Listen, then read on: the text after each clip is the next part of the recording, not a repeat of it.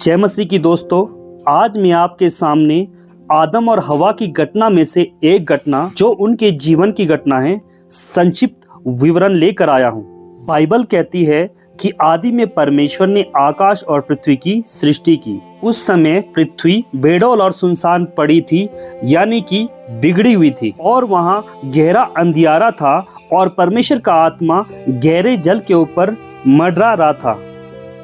और परमेश्वर ने कहा उजियाला हो, और वैसा ही उजियाला हो गया।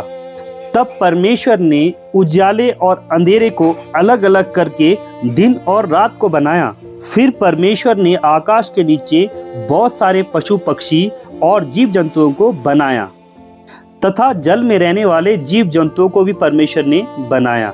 इसी प्रकार परमेश्वर ने पेड़ पौधों को भी बनाया, और परमेश्वर ने देखा कि सब कुछ अच्छा है। फिर परमेश्वर ने देखा कि पृथ्वी तो बना दी गई है और हर एक चीज़ों की रचना तो हुई है, लेकिन इसके ऊपर देख रेख करने के लिए और इस पर अधिकार रखने के लिए कोई नहीं है। इसीलिए परमेश्वर ने आदम को मिट्टी पर से रचा और 6वें दिन मनुष्यों की भी रचना की। परमेश्वर ने आदम को मिट्टी पर से बनाया और उस पर जीवन का श्वास फूका, जिसके कारण आदम एक जीवित प्राणी हो गया। इसी प्रकार परमेश्वर ने 6 दिन सारी चीजों को बनाया, यहाँ तक कि आदम और हवा को, मनुष्य जो पुरुष और स्त्री को बनाया, और 7वें दिन विश्राम किया। फिर हम देखते हैं कि परमेश्वर ने आदम के लिए पूरब की ओर अदन की वाटिका लगाई और आदम को उस अदन की वाटिका में रखा। उस वाटिका में परमेश्वर ने जिनके फल खाने में अच्छे थे ऐसे बहुत सारे वृक्ष लगा दिए, और परमेश्वर ने उस वाटिका में जीवन के वृक्ष को और भले और बुरे ज्ञान के वृक्ष को भी लगाया, तथा उस वाटिका को सींचने के लिए एक महानदी अदन से निकलती थी, जो कि 4 धाराओं में बंटी थी।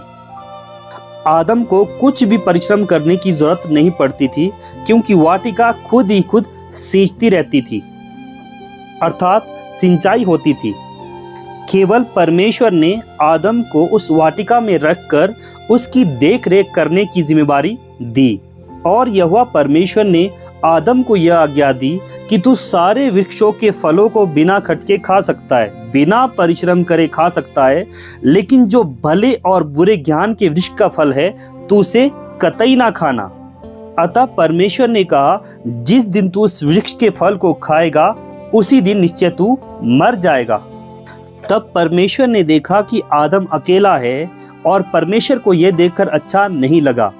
अतः परमेश्वर ने बहुत सारे बनेले पशुओं को आदम के सामने लाया, ताकि देखें कि क्या आदम के साथ इनका कोई मेल होता है, लेकिन किसी ने भी आदम के साथ मेल नहीं खाया। और आदम ने हर एक पशुओं का एक एक का नाम रखा और उनको नाम देकर बुलाया। जब परमेश्वर ने देखा कि आदम का किसी भी के साथ कोई मेल नहीं खा रहा है, तो परमेश्वर ने एक उसके साथ सहायक को बनाने का निर्णय लिया। तब परमेश्वर ने आदम की पसली को निकालकर उस पसली में से हव्वा को बनाया। जब आदम ने उस स्त्री को देखा तो आदम उसे देखकर खुश हुआ, और उसने कहा, यह मेरे हड्डियों में की हड्डी है और मेरे मांस में का मांस है, क्योंकि वह आदम में से निकाली गई थी। परमेश्वर को उन दोनों को देखने के बाद प्रसन्नता हुई। उस वाटिका में परमेश्वर ने जितने बनेले पशु बनाए थे उन सब में सांप दुष्ट था, बहुत ही चालाक था। जब आदम और हवा एक सुखद जीवन जीने लगे, खुशहाल जीवन जीने लगे, तो वो जो सांप जो दुष्ट था, तब एक दिन वो दुष्ट सांप हवा के पास आया और कहने लगा, क्या यह सच है कि परमेश्वर ने तुम्हें सारे फलों को खाने की आज्ञा दी है? तब हवा ने सांप से कहा, हाँ, हम सभी वृक्षों के फल को खा सकते हैं, परंतु भले और बुरे ज्ञान के वृक्ष के फल को हम नहीं खा सकते। परमेश्वर ने कहा है कि उसे हम ना खाएं। और हव्वा ने कहा, यदि हम इस वृक्ष के फल को खाते हैं तो परमेश्वर ने कहा है कि निश्चय तुम मर जाओगे। लेकिन शैतान ने चालाकी से कहा, नहीं, तुम इसे खाओगे तो बिल्कुल नहीं मरोगे, निश्चय तुम ना मरोगे। परमेश्वर आप जानता है कि जिस दिन तुम इस वृक्ष के फल को खाओगे तो तुम परमेश्वर के तुल्य हो जाओगे। तो जब हव्वा ने उस फल को गौर से देखा तो वो लालच में आ गई। उसकी खूबसूरती को देखकर उससे रहा नहीं गया और उसने फल को तोड़ा और खाया। उसके बाद उसने वह फल अपने पति आदम को भी दे दिया ताकि वो भी खाएं। आदम भी अपनी पत्नी की बात को सुनकर उस फल को खा लेता है। इसी कारण आदम और हव्वा ने दोनों ने एक साथ मिलकर परमेश्वर की आज्ञा को तोड़ा और उस फल को खाकर पापी बन गए। जैसे ही उन्होंने वो फल खाया उन दोनों की आंखें खुल गई। उन्हें तो वहाँ पर किसी भी चीज के लिए घबराने की जरूरत नहीं थी, क्योंकि परमेश्वर ने सारी चीजें उनके हाथ में दी थी। वो बिल्कुल निश्चिंत रहते थे, आराम से रहते थे।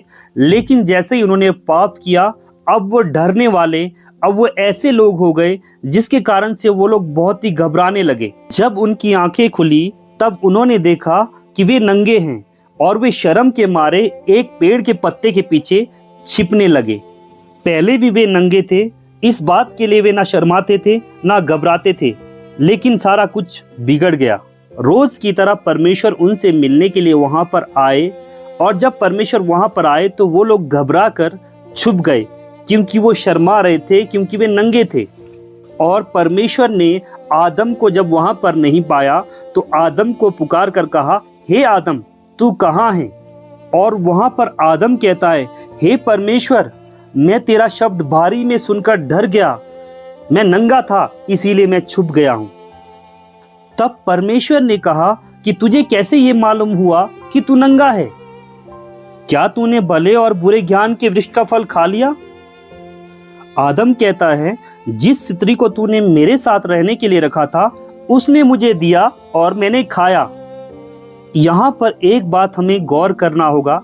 आदम इस वक्त कहता है कि जिस स्त्री को तूने मेरे साथ रहने के लिए दिया था उसने मुझे दिया। वो अपनी पत्नी पर दोष लगाता है और साथ ही साथ कहता है कि आपने दिया था। आदम ने फिर भी अपनी गलती को स्वीकार नहीं किया और दोष लगाने लगा। अब वो ऐसा आदम भी नहीं रहा था कि वो दोष ना लगाए, बल्कि अब तो दोष लगाने वाला व्यक्ति बन गया। अगर वो उस समय क्षमा मांगता तो परमेश्वर उसको क्षमा कर सकता था, क्योंकि परमेश्वर तो दयालु है। लेकिन उसने क्षमा मांगने की वजह दोष लगाया। परमेश्वर ने हव्वा को पूछा कि तूने ऐसा क्यों किया? हव्वा ने भी सांप की ओर देखकर कहा कि उस सांप ने मुझे बहकाया। अब परमेश्वर हव्वा ने उस सांप को श्राप दिया और कहा, तू जीवन भर मिट्टी चाटता रहेगा और पेट के बल चला करेगा, और मैं तेरे और स्त्री के वंश के बीच में बैर उत्पन्न करूंगा। वो तेरे सिर को कुचलेगा और तू उसकी रेड़ी को डसा करेगा। और फिर परमेश्वर ने हव्वा से कहा, तूने ये जो पाप किया है, इस कारण से मैं तेरे गर्भवती होने की पीड़ा को बढ़ाऊंगा और तेरी लालसा तेरे पति के ऊपर सदैव बनी रहेगी तथा वह तुझ पर प्रभुता करता रहेगा। इसी कारण से स्त्री का गर्भवती होना और जन्म देना पीड़ा से भरा रहता है। फिर परमेश्वर ने आदम से कहा, तूने ये जो काम किया है, तूने जो आज्ञा को तोड़ा है, इस कारण से पृथ्वी तेरे कारण श्रापित है।